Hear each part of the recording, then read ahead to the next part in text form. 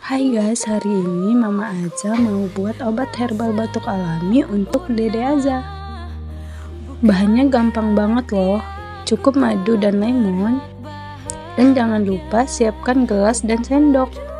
Lalu buahnya dibelah menjadi 2. Untuk rasa madunya bebas ya, dan merek apa aja bisa dipakai, yang penting madu.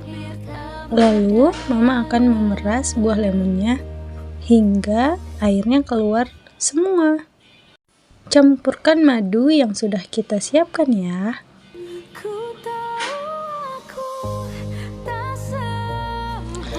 Jangan lupa diaduk ya teman-teman.